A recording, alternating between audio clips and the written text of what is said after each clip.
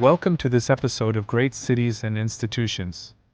Today, we are going to look at the history of Baghdad, the city that was built as a perfect circle, became the largest city on earth, and was erased so thoroughly that we are still not certain where its center stood.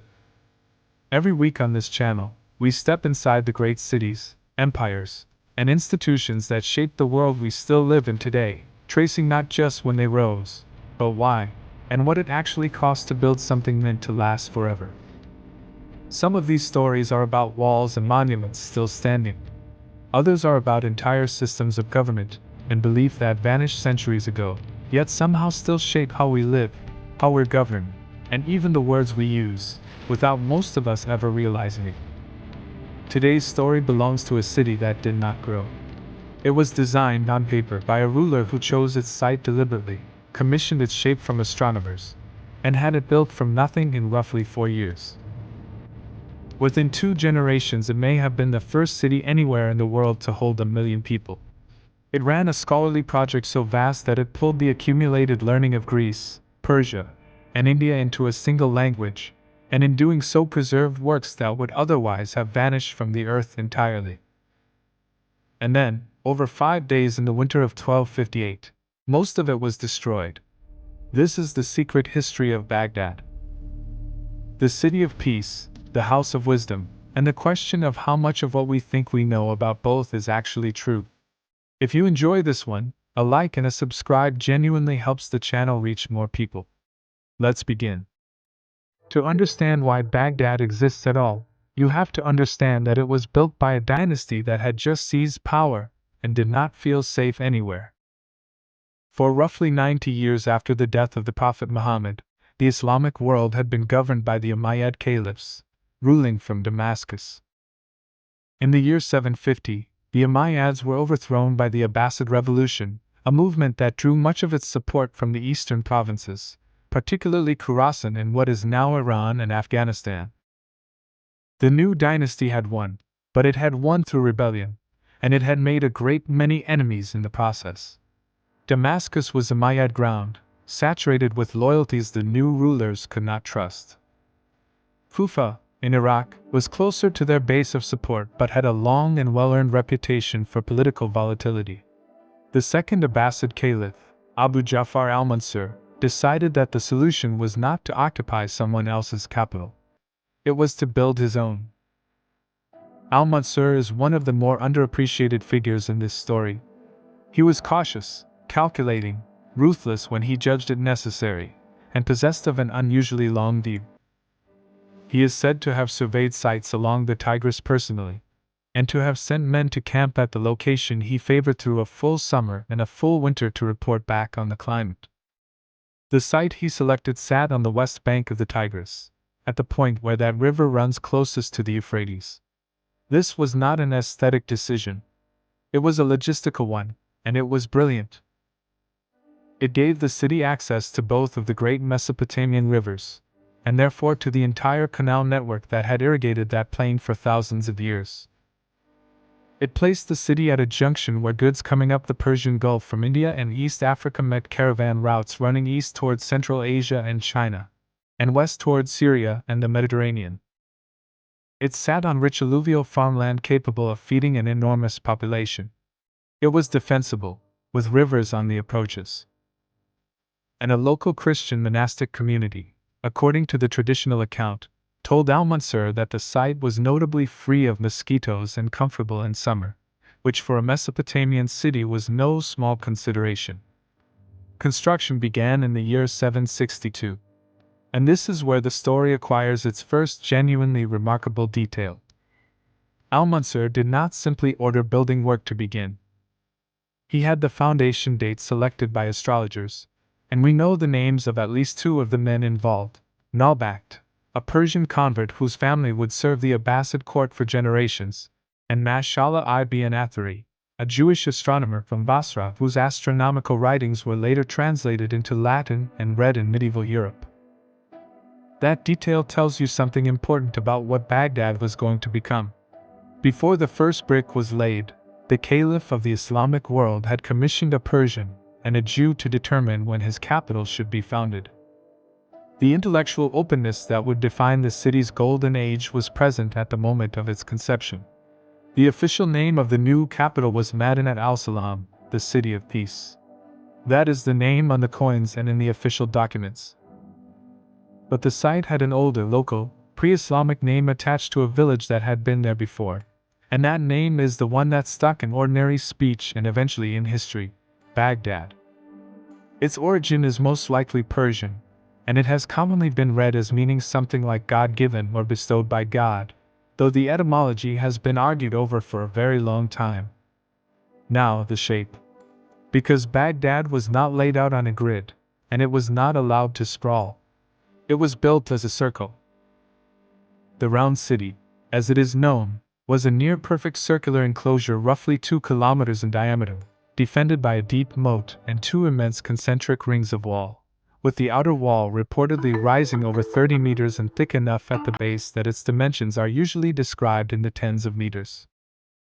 4 gates pierced the walls at equal intervals, each named for the direction it faced and the region it served: the Kufa Gate, the Basra Gate, the Khorasan Gate, and the Damascus Gate. Each gate was a fortified complex in its own right, with a vaulted passage that turned at an angle so that no attacker could charge straight through. 4 straight avenues ran from those gates toward the center. And at the center, in a great open space kept deliberately empty of ordinary housing, stood only 2 buildings: the Caliph's Palace, called the Golden Gate Palace and topped with a green dome visible for a considerable distance across the plain, and the Congregational Mosque beside it. The symbolism could not be plainer. The Caliph sat at the exact geometric center of a perfect circle, equidistant from every point on the perimeter, with the 4 roads of the empire running directly to his door. This was not a city that happened to have a ruler in it. It was a diagram of authority, rendered in brick.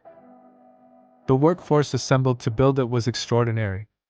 Contemporary and near-contemporary sources put the number of laborers, craftsmen, architects, and surveyors in the tens of thousands, with figures around 100,000 frequently cited.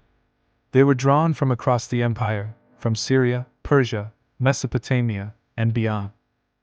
The main construction was substantially complete by around 766, which for a fortified city of that scale is a genuinely astonishing pace.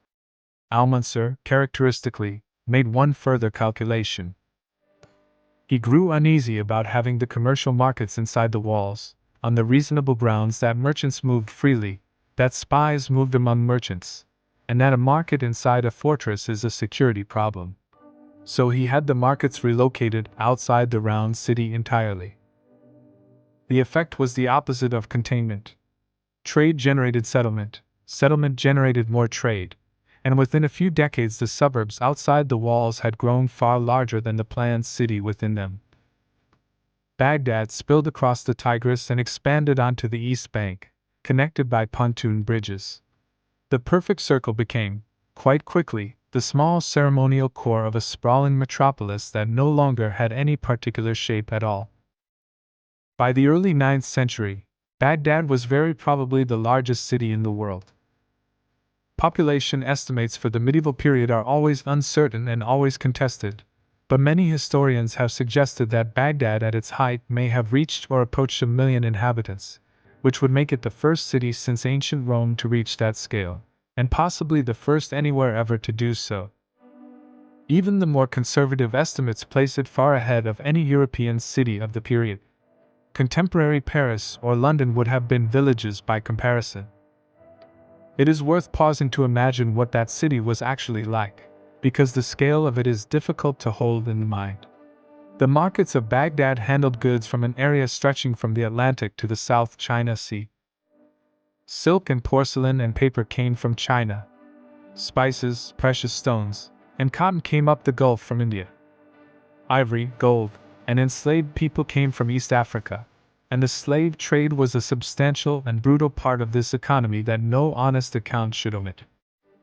Furs, amber, and honey came down the Volga from the Rus lands to the north, traded for Abbasid silver coins that archaeologists still dig up in hoards across Scandinavia. Grain and dates came from the Mesopotamian countryside in enormous quantity. The population was correspondingly mixed. Arabs, Persians, Turks, Kurds, Aramaic-speaking Christians, Jews, Indians, and Central Asians lived in the city, alongside significant communities of Nestorian and Jacobite Christians, Jews, Zoroastrians, and Sabians of Haran. Several of those communities were disproportionately represented among the physicians and translators, because they carried Greek and Syriac learning as part of their own religious and scholarly traditions. The city ran on water. Beyond the two rivers, a network of canals cut through the districts, carrying goods on barges and supplying public baths reported to have numbered in the thousands. There were public hospitals, postal relays that could carry a message across the empire in days, and a street of booksellers where scholars gathered to argue. The reign most associated with Baghdad's golden age is that of Harun al-Rashid, who ruled from 786 to 809, and here we need to be careful, because this is where history and storytelling become tangled. Harun al-Rashid appears as a character in the 1001 Nights, wandering Baghdad in disguise at night to observe his subjects, dispensing sudden justice and sudden riches. Those stories are wonderful, and they are not history.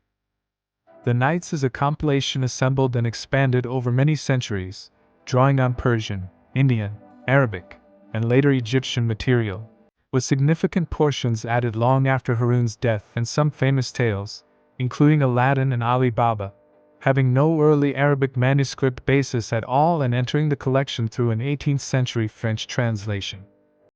Harun in those stories is a legendary figure wearing a historical name.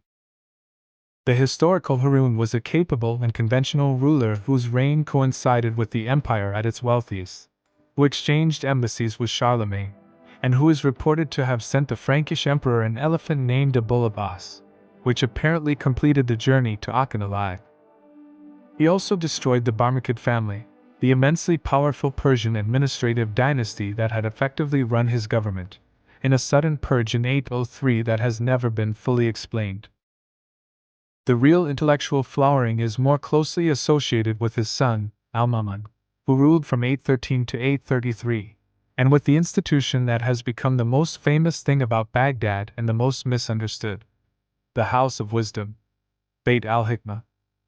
Here is the popular picture: a magnificent purpose-built academy, founded by Al-Ma'mun, where scholars of every faith worked side by side in vast libraries, translating the entire heritage of the ancient world, with the caliph paying translators the weight of each completed book in gold. Here is what serious scholarship, particularly the work of the historian Dmitry Gutas, has argued instead. The Beit al-Hikmah was almost certainly a real institution, but a considerably more modest one than the legend suggests. The evidence points to it being primarily a library and archive, initially established under al-Mansur or Harun rather than al-Ma'mun, modeled on the royal library traditions of the Persian Sasanian court that the Abbasids had inherited. It housed books, particularly works of Persian history and astronomy, and it employed staff to copy and maintain them. It was not, on the available evidence, a great research university with lecture halls and a faculty. This matters, and I want to be clear that it does not diminish the story. It relocates it, because the translation movement was absolutely real, and it was far bigger than any single building could have contained. Over roughly 2 centuries, from the mid-8th to the late 10th, essentially the entire scientific and philosophical corpus of the Greek world, along with substantial bodies of Persian and Indian learning, was translated into Arabic. Aristotle, Plato, Euclid, Ptolemy, Galen, Hippocrates, Archimedes, Dioscorides. Indian mathematical and astronomical texts. Persian works on statecraft, agriculture, and the stars. But this was not a single state project run out of one address. It was funded by dozens of patrons across the empire, competing with each other for prestige. Caliphs paid for translations. So did viziers, generals, wealthy merchants, provincial governors, and physicians. The Banu Musa brothers, 3 sons of a former highway bandit who became major scholars and engineers in their own right, are reported to have maintained a substantial standing budget for translation work purely on their own account. The preeminent translator of the age was Hunayn ibn Ishaq, an Arab Christian physician of the Church of the East, working in the mid-9th century. Hunayn was a scholar of formidable rigor. He did not simply render Greek into Arabic. He hunted for the best manuscripts, compared multiple copies to establish the most reliable text, and produced translations of Galen so careful that some of Galen's works now survive only in Hunayn's Arabic version, the Greek originals having been lost. He wrote an account of his own working method that is one of the most valuable documents we have about how the movement actually operated. The story that he was paid in gold matching the weight of his finished books is frequently repeated and is best treated as a colorful tradition rather than an established fact. And there is a legend attached to Al-Mamun that is worth telling for what it reveals, whether or not it happened. According to the account, the caliph dreamed of a pale, blue-eyed man seated on a throne, and asked who he was. The man replied that he was Aristotle. Al-Mamun asked him what was good, and Aristotle answered, "What is good in the mind?" Al-Mamun is said to have woken and immediately ordered the systematic acquisition of Greek philosophical texts from Byzantine territory. It is almost certainly a later story constructed to justify the translation project against religious critics who thought foreign learning was a corruption. But the fact that such a justification was felt to be needed tells you the movement had opponents, and the fact that it succeeded anyway tells you who was winning the argument. And there is one episode from Al-Mamun's reign that complicates the picture of Baghdad as a haven of untroubled intellectual freedom, and it should not be left out. In the year 833, Al-Mamun instituted what became known as the Mina, usually translated as the Inquisition or the Trial. It centered on a theological dispute about whether the Quran was created in time or was eternal and uncreated. Al-Mamun backed the rationalist position, associated with the Mutazilite school, that it was created. He then made assent to that doctrine a test of office, and religious scholars and judges across the empire were required to state their agreement publicly or face dismissal, imprisonment, and in some cases flogging. The most famous man to refuse was the jurist Ahmad ibn Hanbal, who was imprisoned and, according to the traditional accounts, beaten, and who would not recant. The policy was maintained by Al-Mamun's successors for roughly 15 years before it was abandoned, and Ibn Hanbal emerged from it as a figure of enormous authority whose school of law remains influential today. It is a genuinely awkward chapter, because the caliph enforcing doctrine by coercion is the same caliph who sponsored the translation of Aristotle. The lesson is not a comfortable one, but it is a real one. The patronage that funded the Golden Age came from absolute rulers, and absolute rulers who take an interest in ideas can turn on them. There was, however, a technology underneath all of this, and without it none of it would have been possible at the scale it reached. Paper. The traditional account holds that Chinese papermakers were captured at the Battle of Talas in 751, where an Abbasid army defeated a Tang Chinese force in Central Asia, and that these prisoners transmitted the technique westward. Modern historians treat that story with real caution, since papermaking knowledge appears to have been moving through Central Asia already, and the tidy single battle explanation looks suspiciously neat. What is well established is that paper manufacture became established in Samarkand and then spread rapidly west, and that Baghdad had paper mills operating by the end of the 8th century. The consequences were enormous. Papyrus required Egyptian supply. Parchment required animal skins, meaning a single large book could consume an entire herd and cost accordingly. Paper could be manufactured locally from linen rags and hemp waste, in bulk, cheaply. Books stopped being luxury objects. Baghdad developed an entire commercial book trade, with a class of professional copyists and booksellers called warakin operating from streets of shops, some sources describing over 100 bookshops in the city. Private libraries proliferated. There is a well-known account of a scholar who declined an official appointment in another city partly because moving his books would have required 400 camels. That is what the Golden Age actually looked like. Not one grand institution, but an entire urban economy in which knowledge was cheap enough to circulate. And what circulated changed the world. Start with Muhammad ibn Musa al-Khwarizmi, a Persian scholar working in Baghdad in the early 9th century, because two words he used regularly come directly from him. Around the year 820, Al-Khwarizmi wrote a book whose title begins with the words Al-Kitab al-Muqtasar fi Hizb al-Jab wal-Maqabala, the compendious book on calculation by completion and balancing. Al-Jabr, that word for completion or restoring, describes the operation of moving a subtracted term to the other side.